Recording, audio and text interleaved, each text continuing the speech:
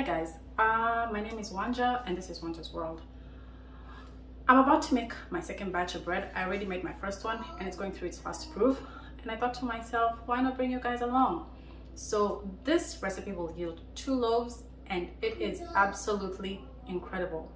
So I'm going to bring you guys closer to my stand mixer because I do this in my stand mixer, and I'll take you guys through it as I do it. I rhymed, eh? I'll take you guys through it, and I do hope you try it. So again, like I said, this is my second batch, so don't worry, don't mind the appearance of my stand mixer.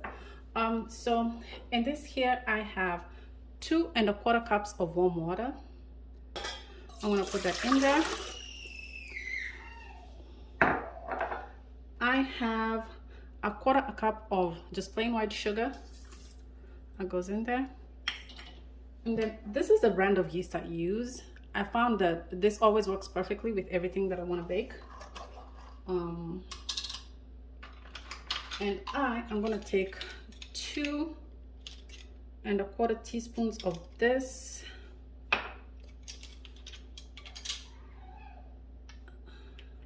That is 1. That is 2. And 1/4 teaspoon of this. And 1/4 teaspoon. Now, I don't advise that because it seems like I had stuff stuck to my spoons, so please don't do that.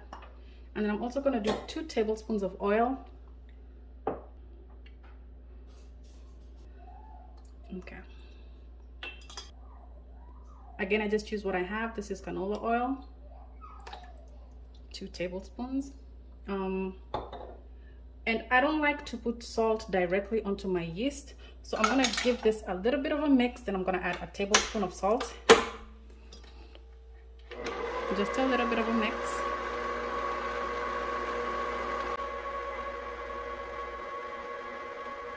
Now, this recipe calls for 5 1/2 cups of flour, but I have found that the many number of times that I've made this recipe, I've never used a constant amount of flour. You hear my baby screaming in the background? She's just having a good time. So I'm going to start with 5 cups of flour.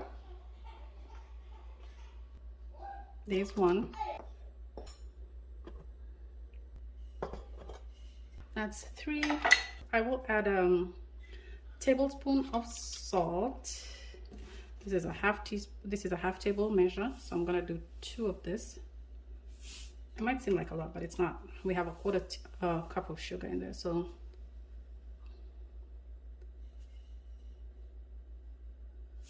that's a tablespoon of salt. And I'm gonna add 2 more cups of flour. That's 4, and I'm gonna try mix with 4.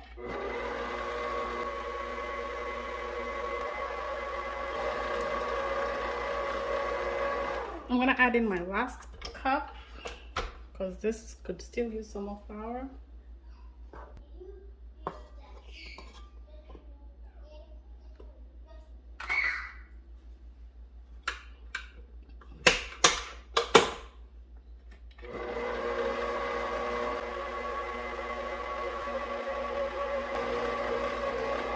I'm going to stop this just to see how it feels, and this actually feels a little wet.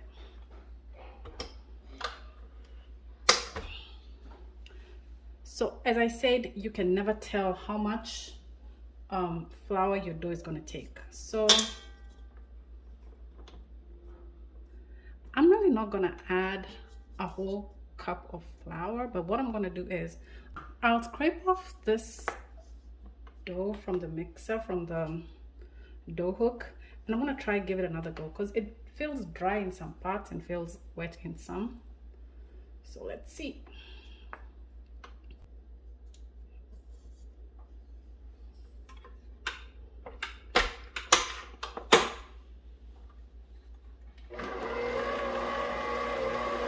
Let me try and mix it up again. Just before I add any flour, I need to make sure that it does need more flour.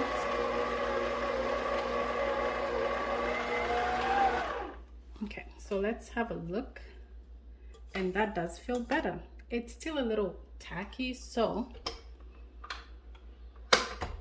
instead of adding a whole cup of flour, what I'm going to do is I'll just add a tablespoon, and you'll be shocked by what a difference a tablespoon can make.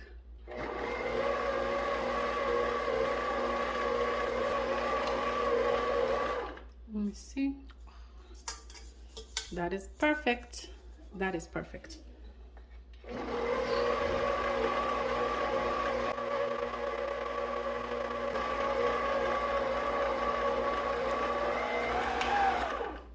So I think this has come together, and again, it's a beautiful, beautiful dough.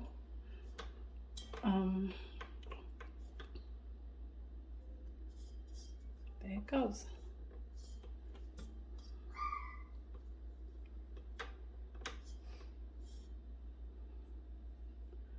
So I will, for the first proving, I'm just going to do it in this bowl.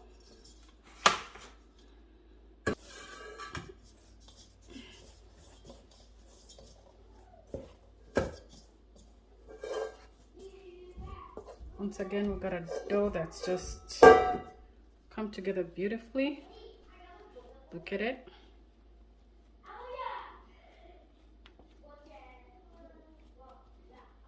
And so once again, I'm going to oil this. There's my dough. Isn't that just a beautiful dough?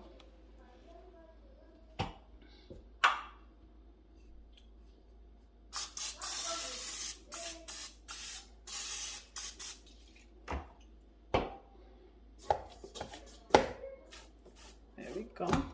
And even when it sticks, it doesn't stick. You know what I mean?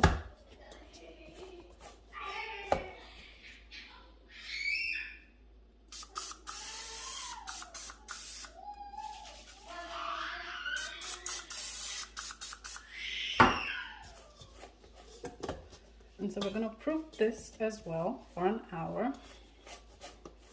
at which point it will have doubled in size, and then we can come back and shape the doughs and get them ready for the second proofing.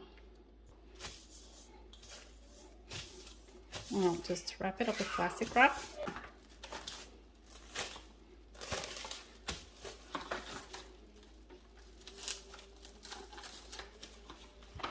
Ready for its first proof. Okay, so it's been an hour, and as you can see, my bread has just about doubled in size. Isn't that beautiful? So I'm gonna punch this down a little bit just to release some of that caught up air in there.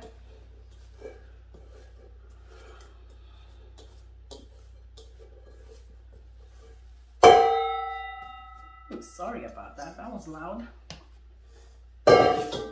And you don't have to do this. You can eyeball dividing this into two, because like I told you, this is going to give you 2 loaves of bread. But what I'm going to do is, because I'm a little bit anal, I'm going to put a plate on there, tear that down, and then put my dough, 1240 divided by 2, 620. So this is going to be 620 for each loaf. So I'm going to divide this into 2, and again, you can eyeball this. You don't have to use your kitchen scale. So there we go.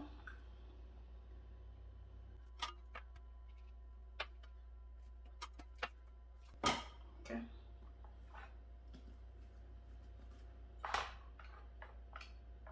I have 2 equal balls here. Again, please remember, I'm making 2 batches of bread, so I've already done this with my first batch because it was older than this. Then we're going to grease my 2 bread pans. There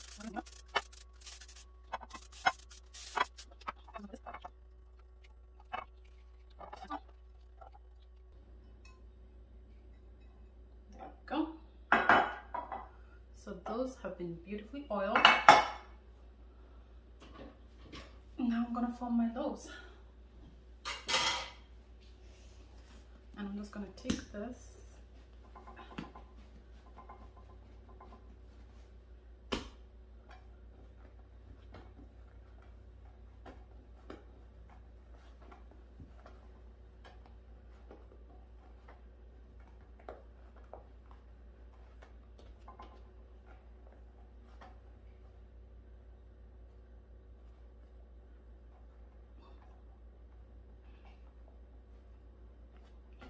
what I'm gonna do is I'm just gonna try and tuck in a little bit of these ends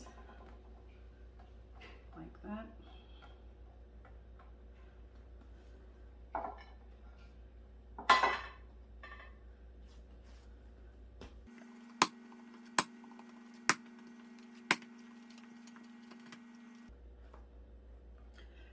As you can see, I didn't floor my surface because I like when my bread sticks, because I feel like it helps me shape it. But I mean, again, you can use a rolling pin for this, but I already have a stack of dirty dishes. I'm not planning on making one extra thing dirty, so I do this by hand. And there we go. This is gonna be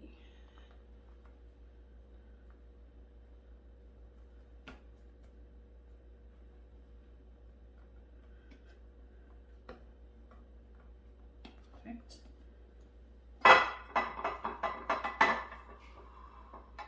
And then that's how they look. Second proof for this is also going to be an hour, and then after that they'll be ready for the oven. There they are. I'm going to cover them with a towel, with a kitchen towel. A sneak peek, the first batch that I did is here, and as you can see, it's proving beautifully. So I'm gonna cover this second batch up. So it has been an hour. My second proof is complete. My oven is preheated to 375 and everything is ready to throw these loaves into the oven. This is how they look like after about an hour and 10 minutes of proving. So I'm gonna throw them into the oven and bake them for 35 minutes, and then I'll bring you back when they're done. 35 minutes in the oven, and then when they got out, I brushed the tops with some butter, and this is what they look like. Now, points to note: if where you are is not very warm, it will be important for you to let this prove for a little longer. The key is you want them to go just above your baking dish, at least by an inch or two. And if it takes more than an hour, then that's perfect. Because what happens is if you rush them and you don't let them proof, what happens is you're gonna have short loaves like this. I mean, they're still delicious, but they're not, it's not really bread. It looks more like a cake. So let them rise until they go just above your baking dish like this, and that's when you'll get breads that have nice crowns and that you'll be able to work with and make sandwiches.